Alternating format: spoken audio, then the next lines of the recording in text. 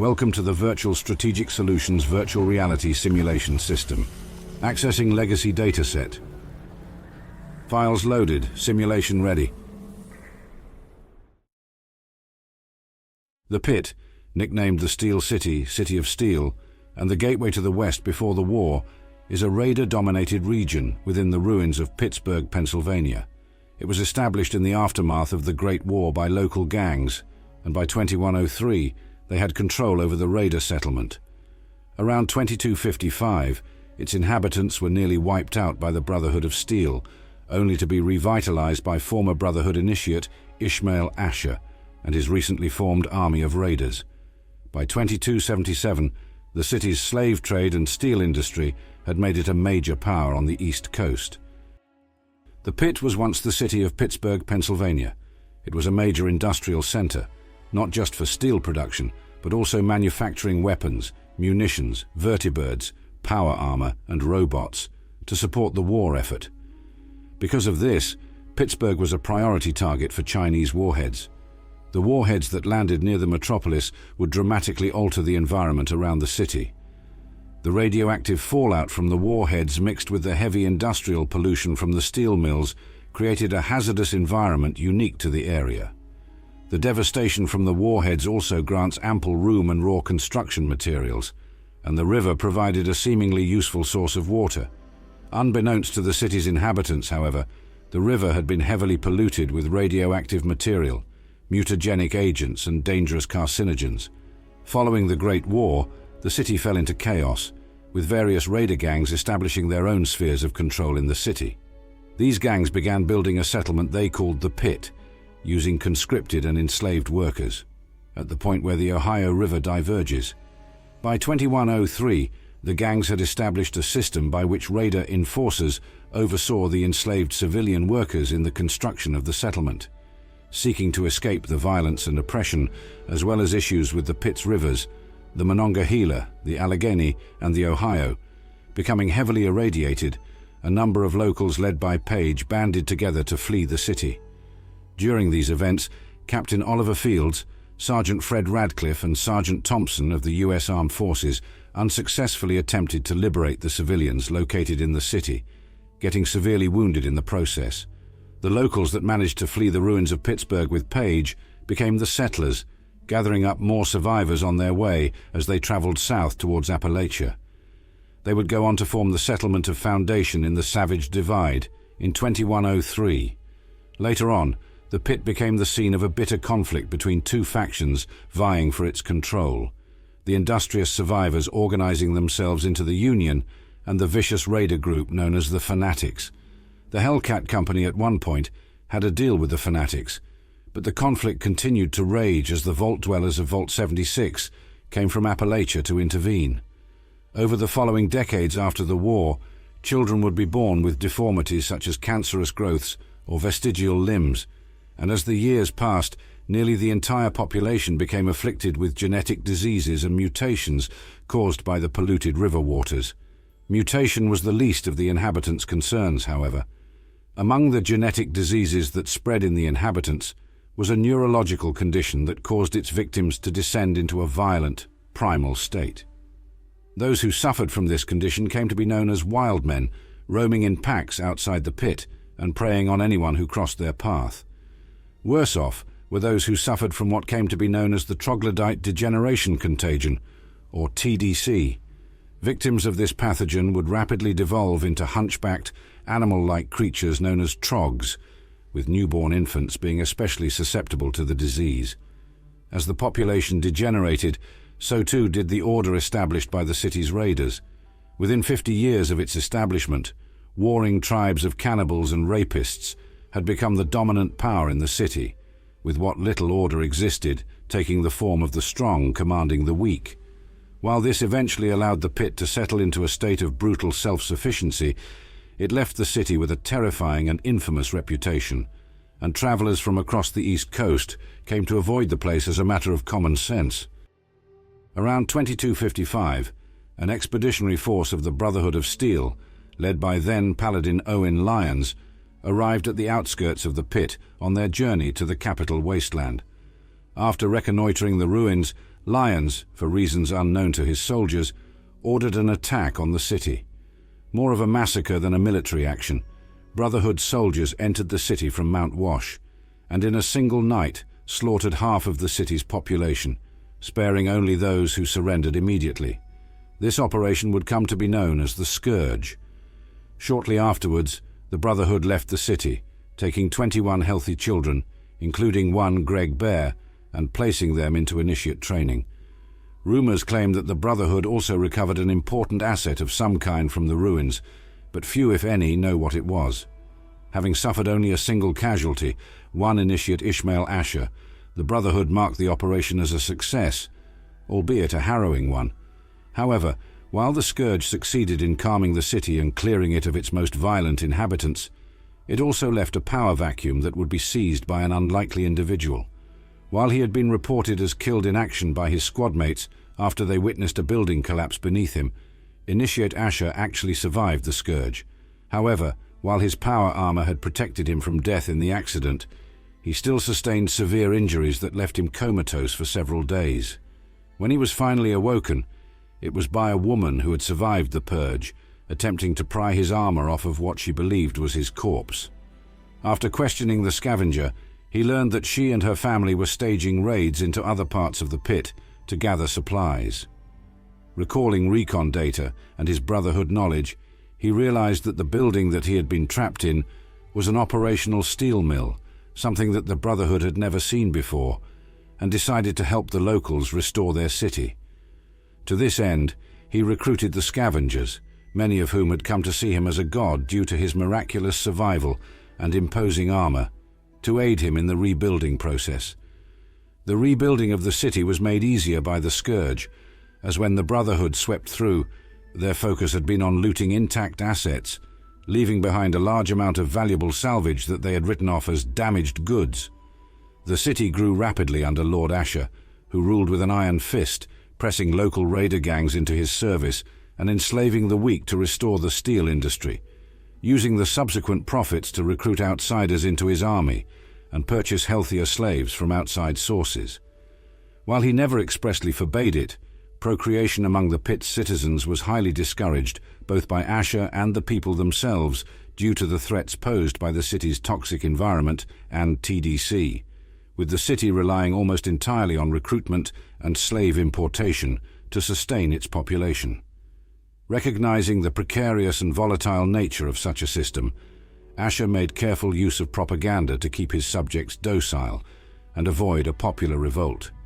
He would make frequent public appearances to the city's slaves, in which he spoke on his high-minded ideals and made promises of eventual emancipation. Among his most progressive policies was allowing slaves to earn their freedom and join the ranks of his army by competing in fights to the death at a gladiatorial arena known as the Hole, which doubled as a source of entertainment for slave and raider alike. Ashur considered this brutal approach to governance to be both a necessary evil and a temporary measure until a solution to the city's rampant health crisis could be found.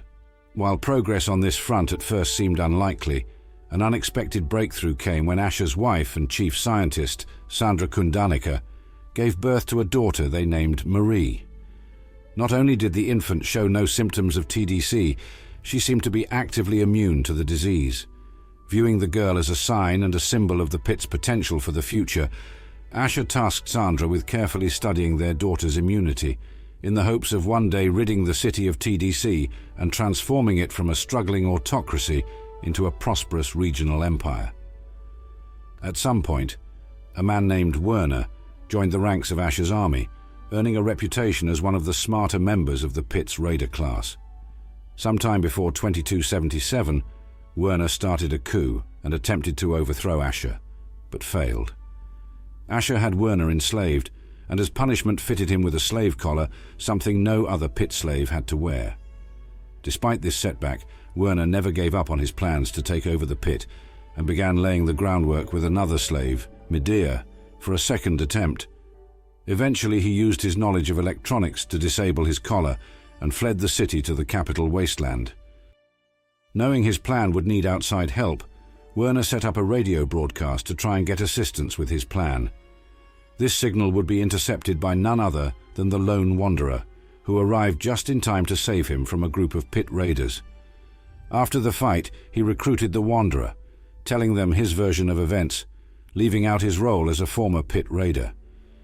He then directed them to retrieve a disguise from a group of slaves being held near a train tunnel leading to the Pit in order to sneak into the city as a slave.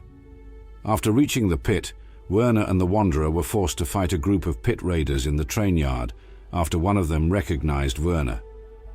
After the fight, Werner split off from the lone Wanderer, telling them to cross the Pit bridge by pretending to be an escaped slave who had had second thoughts and to meet with Medea.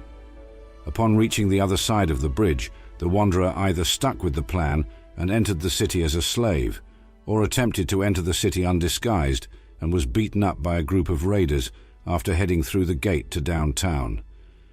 Upon arrival in the Pit, the Wanderer met with Medea, who told them to meet her in her quarters.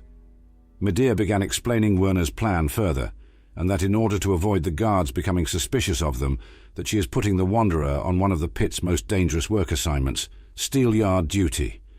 They are interrupted by Jackson, who asks Medea what the pair are doing, and Medea tells him she's informing the Wanderer of their new job. The Wanderer then heads into the mill to meet with the steelyard's foreman, Everett. Everett explains to the Wanderer what steelyard duty entails, and why so many slaves die trying to do it. He then orders them to retrieve steel ingots from the yard, and to not come back until they retrieve at least 10. After retrieving the ingots, the Wanderer returns to Medea, who tells them that Ashur plans to open the hole, and whoever wins will earn their freedom and an audience with Ashur in Haven, where the Wanderer can acquire the cure. The pair then head outside, where Ashur is giving a speech to the assembled slaves from one of the catwalks. During the speech, Medea volunteers the Wanderer to fight in the hole, which Ashur agrees to. After surviving several fights in the hole, the Wanderer earns their freedom and the audience with Ashur. Upon entering Haven, Ashur questions the Wanderer about Werner, finding their arrival so soon after his escape suspicious. Depending on their answer, Ashur either attacks them or allows them to go to his wife Sandra's lab to see the cure before he is called away to deal with a riot Werner started to cover the Wanderer's retrieval of it. The Wanderer heads into Sandra's lab and speaks with her. Finding out that the cure is her daughter, Marie, the Wanderer either leaves without Marie to assist Ashur with putting down Werner's riot, or steals Marie from her crib and flees Haven to take Marie to Medea. Making their way through the riot with Marie, the Wanderer meets Medea in her quarters, who tells them to take Marie to Werner's hideout in the steel yard. If the Wanderer left without Marie, Medea can be killed or intimidated to learn the hideout's location. The Wanderer then reaches Werner's hideout, and if they don't have Marie, either kill or convince him to leave the city, ending the riots with Ashur still in control of the Pit. If they do have Marie with them, Werner takes her off the Wanderer and tells them of the final part of his plan, turning off the floodlights in Uptown and letting the Trogs massacre the Pit raiders who survived the riot. The Wanderer then either agrees to the plan, heading through the Pit underground to shut down the power plant running the floodlights, or disagrees with it, killing Werner or convincing him to leave, and returns Marie to Ashur. After the uprising, Ashur either retains control over the Pit, or Werner succeeds in overthrowing him and takes control for himself. If Werner failed, the status quo of the Pit remains, with Ashur leading the city from Haven, while Sandra attempts to find a usable cure for TDC from Marie in Haven. If Ashur was overthrown, the Pit falls under Werner's control, with the Pit raiders wiped out while Trogs overrun Uptown and Haven, leaving them uninhabited. Medea researches a cure for TDC from her quarters in downtown, and the slaves are nominally in charge of the Pit, although Werner keeps them working in the mill. Ava was born with a bad spine and was bedridden for most of her childhood. On the morning of her 7th birthday, she got out of bed and walked. When the bombs of the Great War fell, Ava recounts witnessing a man blister in front of her. She states that she curled up on the ground until all the sounds faded, finding herself surrounded by rubble but alive. As an older woman, Ava became caught in the battle between the Union and the Fanatics. She once stayed in the sanctum when it was a peaceful and secure place, but when it was taken over by the Fanatics, Ava ran for her life and managed to escape. She eventually decided to go on a wandering journey and found herself at the Pit. She believed she was guided back to help those in need. Ava is a Christian, as she mentions the Holy Spirit, and thinks her presence in aiding the dire situation is a result of God's plan for her. She wonders if the horrors of the wasteland are a test from God, and hopes that her good deeds will earn her a place in heaven after death. She views everyone as being God's children, even the fanatics. She believes they are suffering, and that because they believe themselves beyond redemption, they only dig themselves deeper in their immoral actions. Danilo's history is mysterious, as he does not want to talk about his past much, though it is known he is a former member of the fanatics. He originally aligned with them because he thought being with the raider group was justified for his own survival, though he is now aware he actually felt like being with them was simply the easier route. With a re-evaluated sense of his own morality, Danilo abandoned the raider group and now leads efforts to raid the sanctum and free captive laborers. Although he is doing work for the Union, he refers to himself as an independent party, not belonging to the organization. To help fight against the Trogs, Danilo has also invented an explosive concoction called troglycide and has hidden it around the tunnels due to their heavy weight. Hex has been trying to salvage Pittsburgh for years after the Great War. The city's worsening state has left her both disheartened, yet motivated to save its remains. Hex mentions that most of the city's freedom fighters were hardly more than children while trying to care for the city and its people. Hex hints that she once woke up to her best friend trying to strangle her because radiation exposure damaged their brain. By 2104, Hex wishes to reclaim the Pit from the fanatics and aims to gather volunteers to perform a raid on the foundry. Although the foundry was once claimed by the Union, and reclaiming it will not be an easy task for the Union, Hex recognizes the foundry's vast resources could prove to be a turning point in the local civil war. She knew Skippy Rurik before he left for Appalachia, and she had doubts that he would abandon the Union like many others she knew. However, she was relieved when he sent help from volunteers for the responders. Wicker performs odd jobs for the Union. He has recently been hunting for new materials when the fanatics are not around. Wicker gives the task of finding 5 steel ingots, as well as looking for stolen supplies inside the foundry. Aidan is a philosophical slave worker in the Pit. Unlike most of the other workers in downtown, Aidan is content with the life he's been forced to live by Ashur's army.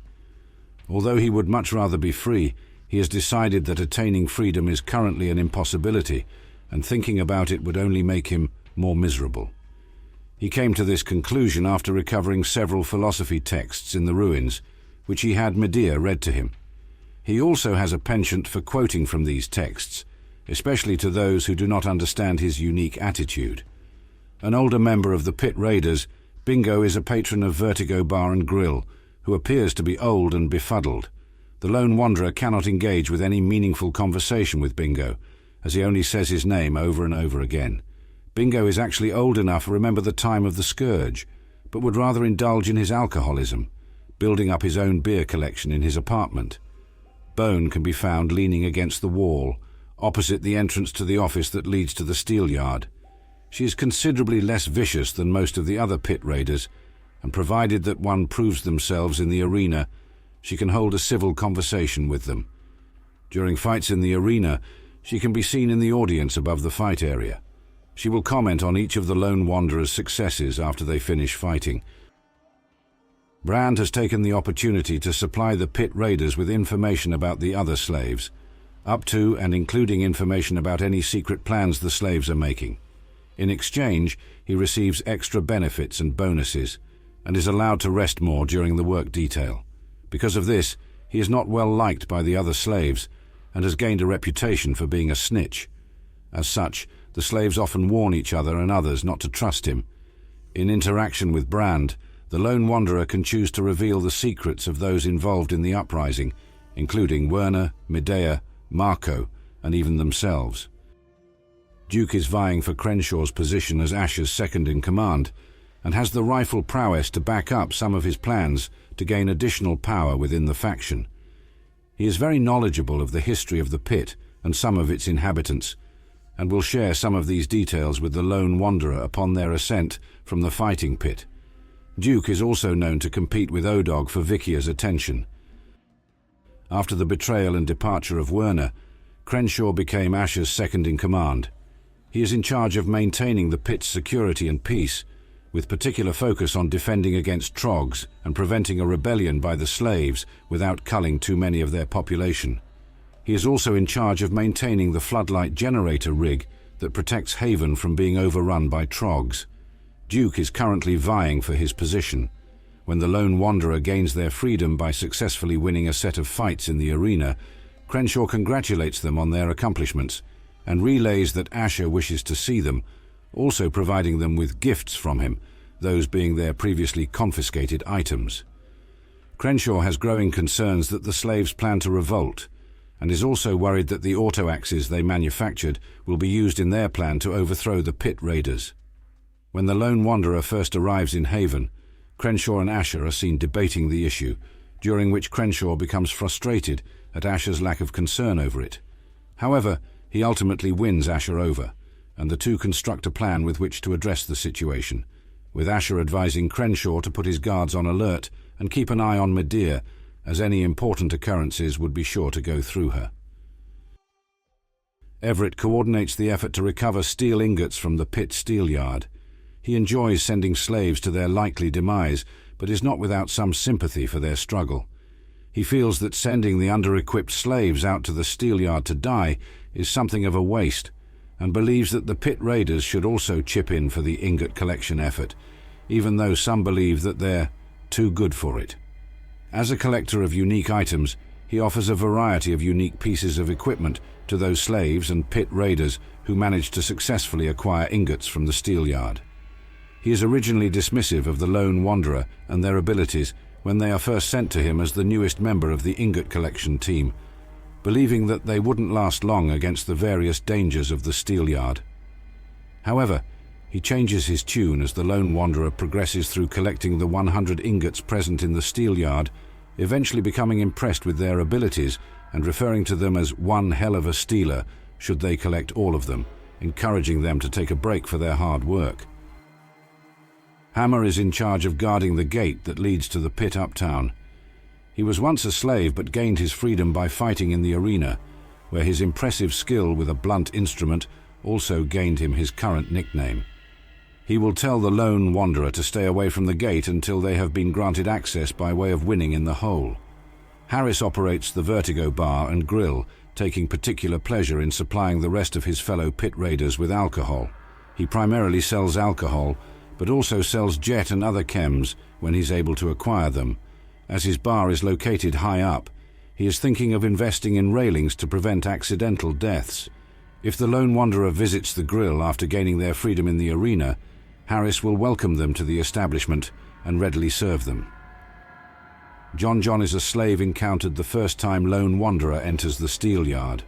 Should they save him on their first encounter, he leaves the steel yard and is not mentioned again. When taking their first few steps into the steel yard, the lone wanderer will notice a slave trying to talk to a trog. This turns out to be John, attempting civilized conversation with his now trog brother Billy. Although John gives his best attempt to bring some sense to his brother, he soon realizes that his brother is no longer human. He then slowly backs away and eventually begins running from Billy, only to be stopped a few feet later at a locked gate. Billy then attacks him. John will not fight back, and without the lone wanderer's intervention, will eventually fall victim to his brother. Billy will then promptly attack the lone wanderer. Should the lone wanderer choose to kill Billy, thus saving John, he will walk over to his brother's corpse and mourn his loss. He offers no thanks or dialogue options. When a conversation is attempted, he only mourns his brother. The slightly depressed and illiterate Kai has taken on the role of cook, supplying the other Pitt slaves with slop, a meal that mostly consists of trog meat and irradiated water from the nearby river. She is particularly apathetic about the meal, and actually approves of those who decide not to eat it, being unsure of whether it or starvation would kill someone faster. Beyond supplying the lone wanderer with slop, she can also inform them as to the whereabouts of Marco, who she knows to be in the mill when he's not coming to her for meals. Regardless of the lone wanderer's actions, Kai will be killed during the uprising. Lulu roams Uptown's walkways praising Lord Ashur and feeding noodles to Uptown's raider population.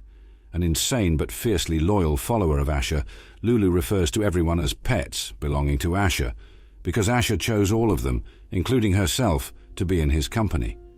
She makes a distinction between good and bad pets. Those who contribute and earn their keep are good, while the bad ones are drowned in the Monongahela River. Lulu also constantly refers to herself in the third person.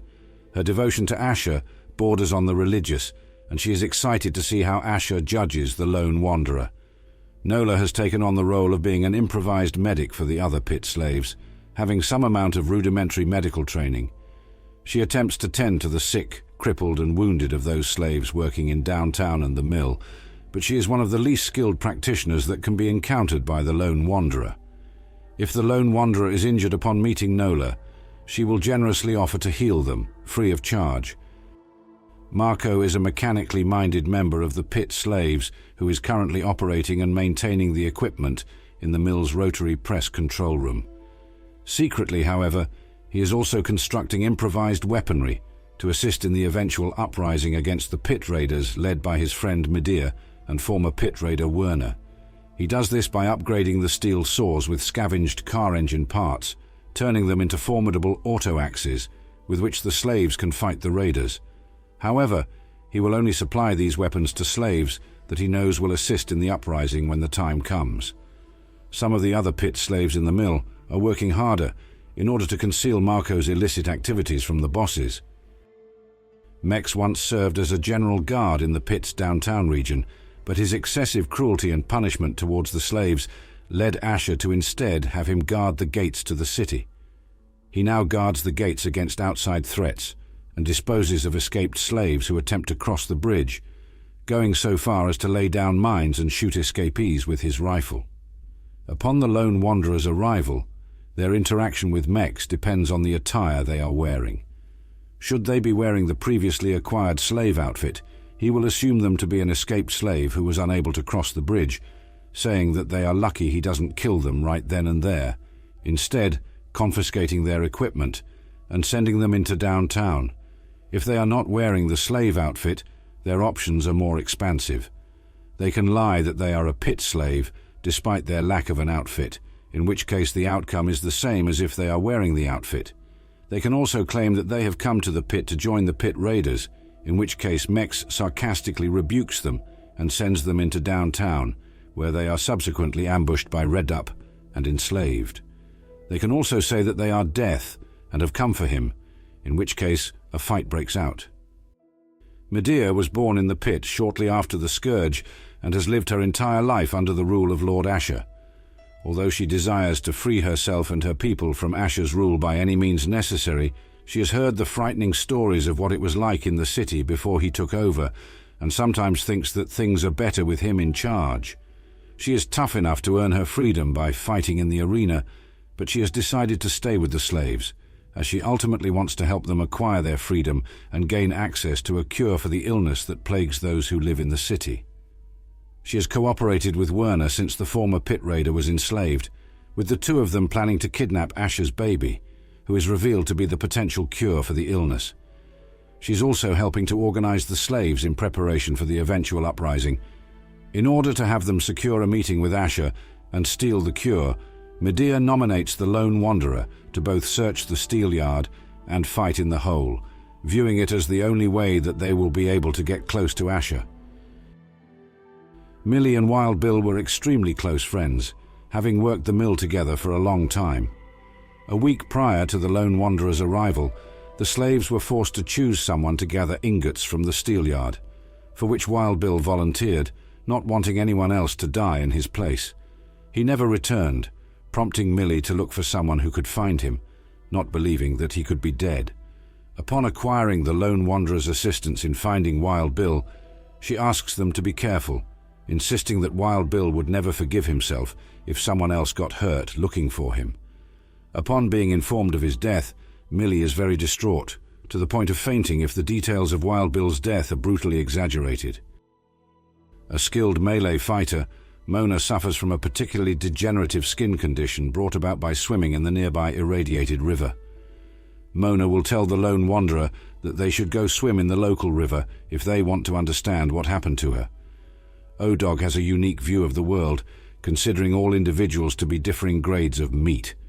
He believes that everyone will be eaten sooner or later, and that they just have to be the best and eat what they can before they are next on the menu. He views the lone wanderer's success in the arena as them simply having moved up to a higher grade of sausage. Phantom is considerably more amicable towards the lone wanderer than most of the other Pitt raiders, and will enthusiastically welcome them to the group. He acts as an improvised medic for the faction, working to treat radiation poisoning amongst the raiders with his supply of Radaway, which he will readily share with the lone wanderer if they need it. He has strong opinions about the amount of work that both the raiders and the slaves do, believing that the slaves have it easy compared to the raiders, who risk their lives while raiding caravans to acquire food for the city's residents. Redup is a former slave who fought his way up through the arena. He is one of only 3 known individuals to have achieved this, the others being Gruber and Squill. He is staunchly loyal to Ashur, but his rage causes him to be overzealous when dealing with those Pitt slaves who have supposedly committed crimes or misdemeanors while going about their duties. He does not think twice about killing them, and especially doesn't think twice about killing Trogs, who he snipes at with glee whenever they try to make an incursion into areas controlled by the Pitt raiders. Dr. Sandra Kundanika intentionally joined the city because she recognized it as a powerful and influential force. Ishmael Ashur realized she was a smart woman, as she had a good education, and offered to support her research. She conducted research into the Trogs and named their disease the Troglodyte Degeneration Contagion, TDC. Sandra eventually became Ashur's wife, the two sharing a genuine love for each other, and she agrees with his plan of building an army and uniting the wasteland. Although Sandra shares a lot of the ruthlessness with the other raiders, she prefers non-violence whenever possible. Sandra and Ashur became the parents of baby Marie. She spends her time researching her own daughter's natural immunity to mutation, hoping that it can result in a cure for diseases that plague the Pitt. Unlike many of the other Pitt raiders, Squill is a good-natured and enthusiastic soldier. She is a former slave who fought her way through the arena, being one of only 3 slaves to accomplish this alongside Gruber and Redup. As such, she has considerable respect for the lone wanderer's own accomplishments in the arena and will light-heartedly joke with them about the situation. Squill happily mentions that she often fires into the arena from the spectator area if the fight is not exciting enough. She also mentions that when this was done to her when she was a gladiator slave, she shot back and hopes the lone wanderer would do the same as she did if she had shot down at them during their own fights. A skilled sniper, Vikia is extremely condescending towards all others, especially current or former Pitt slaves. Unlike many of the other Pitt raiders, Vikia is strictly unimpressed with the lone wanderer's accomplishments fighting in the arena. She approves of being called a bitch, believing that being so is part of the cost of perfection of her craft. She firmly believes herself to be above others, and should she be sexually propositioned by a male lone wanderer, will be disgusted by their attempts, believing a beast of burden to not be worthy of her.